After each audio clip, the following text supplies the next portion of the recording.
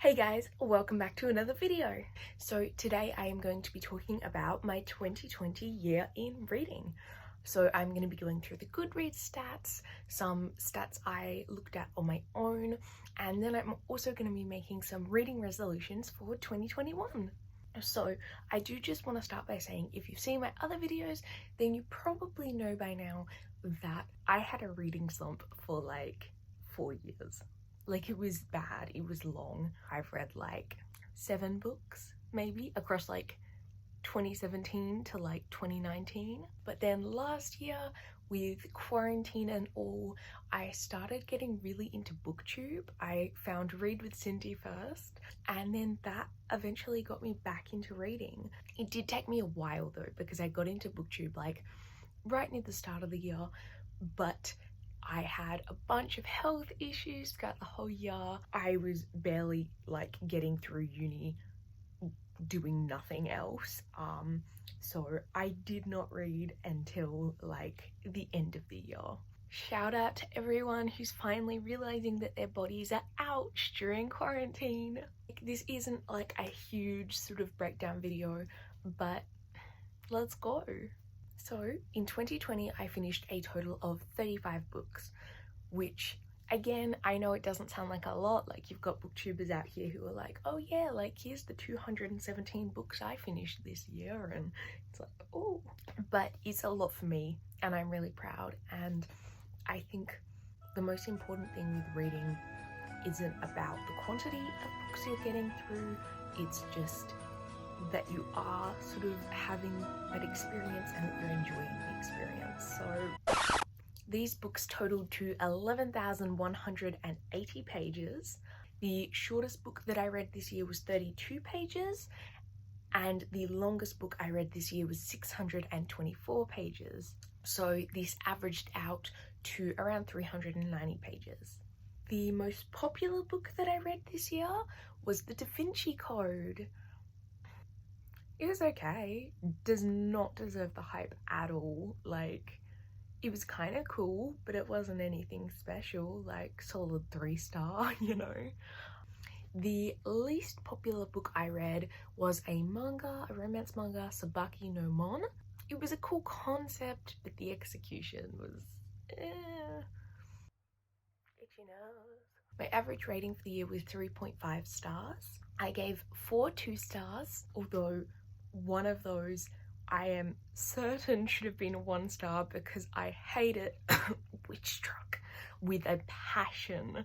It makes me angry just to talk about it. It should really be 1 1-star and 3 2-stars, but it's fine. It's 4 2-stars, 14 3-stars, 9 4-stars, and 6 5-stars. Does that add up to the right number? I'm sure it does.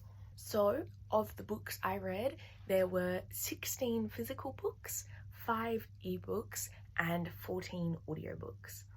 I cannot read ebooks. I hate them. My brain does not process them. The ebooks on this list, and the only ones I will ever sort of do, are like graphic novels, comics, manga.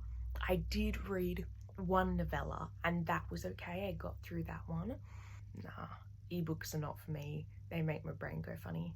I'm guessing in this year of 2021, why do I sound like I'm about to like start preaching? I'm probably gonna have a much higher percentage of audiobooks.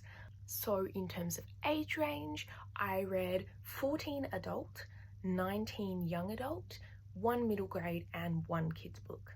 I was actually really happy with this because I was like, when I was making this list, I was like, oh god, like it's gonna be like, you know, 30 young adult books and like 2 adult, 1 middle grade, 1 kid. So yeah, I was actually really happy to see that I had a more like even proportion. Not that there's anything wrong with YA or anything, I just want to make sure I'm reading sort of kind of evenly, you know. This year I do want to read some more middle grade ones, because the middle grade one I read this year was Song for a Whale. 5 stars. It's one of my favorites. It was so sweet, it was so cute. Okay, so for genres, obviously books have multiple genres. So for example, The Gentleman's Guide to Vice and Virtue is a historical fiction and a romance, and a sort of adventure. With these books, I try to just pick the main sort of genre in terms of based both on the Goodreads listing for it and what I thought as well. So I read 8 fantasy, I read 8 thriller mystery, I read 6 romance, I read 4 sort of just general fiction. Some of them were like contemporary fiction, some were literary fiction, some just fiction. So I just kind of merged them into the same one. I don't know if that's wrong, but we're going with it. There were 3 historical fiction, 3 non-fiction, 2 sci-fi, and 1 horror. So I was really surprised with the romance ones, because I've always kind of been like, no, like I don't like romance when it's the main plot. Like I generally, or at least I always thought that I generally liked when romance was the side plot and not kind of the main thing. Of all these books, 10 of them had main characters who were LGBT, though this was mostly lesbian, gay, and bisexual. I didn't get too many characters who were asexual, trans, genderqueer, that kind of stuff. So I do want to focus more on that next year. This year, oh my god, have I been saying next year this whole time? It's this year, we're in 2021. That is terrifying.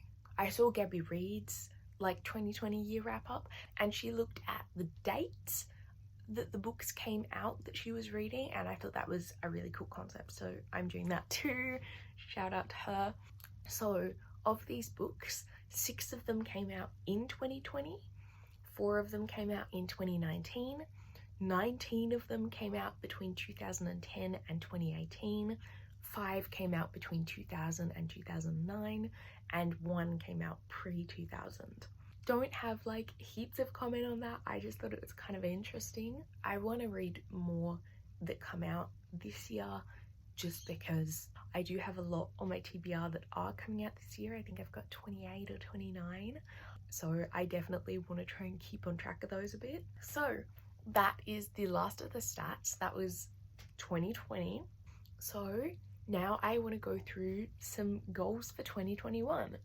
I do want to say that I'm being pretty sort of vague and flexible with these goals, or sort of setting them kind of easy, because I find like when I set goals for myself, I just stress myself out. Or if it's sort of really specific, I find I'm often just sort of setting myself up for failure. Okay, so in terms of an amount of books to read, this is probably my most hated goal. I feel like that then encourages not reading sort of bigger books and instead reading, you know, a lot of sort of smaller, shorter books just to try and like meet the criteria. I looked at my last few months of reading and I chose a goal that I thought would be pretty realistic and fairly easy to achieve for me. So I chose the goal of 50, which is just under 1 book a week. So my second goal, and this is kind of my most specific one, and it is the one I'm like, I'm gonna be pissed if I don't meet this one, but this is to keep control of my TBR list. It is currently at 300 books long.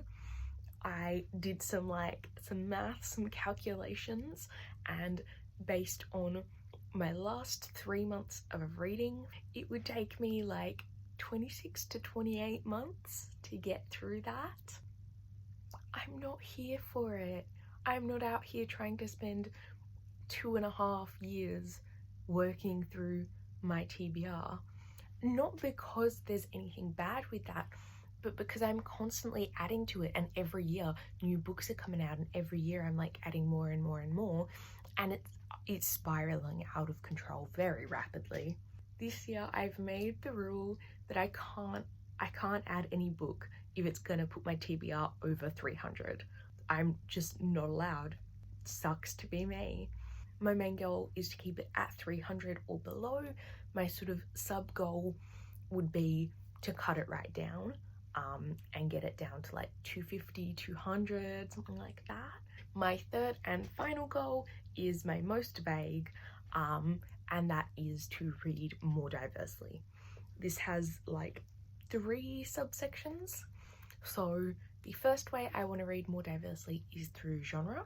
I want to read more sci-fi, more classics, some more horror, some more historical, maybe try out some categories I didn't get at all, like memoirs, biographies, autobiographies. That's not usually my thing, but like, you never know until you try it, you know? The second subset for this goal is that I want to read more widely and diversely in terms of authors. In 2020, I didn't really focus at all on who was writing the book, so I want to focus more on that in 2021. I want to make sure I'm reading POC authors, LGBT plus authors, authors with disabilities, own voices authors. You know, obviously it's great to support people who have lived the experience and who actually are, you know, actively sort of involved or affected or whatever by their experiences, as well as authors who might not be promoted as heavily or something because they aren't, you know, the standard old white guy. And lastly, in this goal to diversify is to read more widely in terms of like the books themselves, like the characters within the books and stuff, and the setting and stuff. So I want to read more books set in foreign countries. I want to read more POC characters, more LGBT characters. Again, like I said before, specifically trans, asexual, and genderqueer, because I feel like I really didn't see enough of that last year. I want more characters with disabilities, neurodivergent characters, characters with mental illness, and I want to see more sort of characters who are multicultural or religious or just have a different experience to me, because I feel like the best way to understand other people and to be more empathetic and to just have a sort of more experienced and developed worldview is to read books about characters who aren't like you and who have different lives. And you know, obviously that translates in other ways too, watching TV shows or movies, listening to music from different countries in different languages, whatever you want to do, whatever you think will be sort of enjoyable and whatever you think you actually can do, go for it. So yeah, I would definitely try my best for that one, and I think my main thing for this challenge is just being more aware and more conscious about it when I am choosing out books. Okay, that is it for the video. I hope you guys enjoyed it. If you If you enjoyed this video, give it a like or subscribe if you want more content, and leave a comment down below about what your 2021 goals are. Bye beans!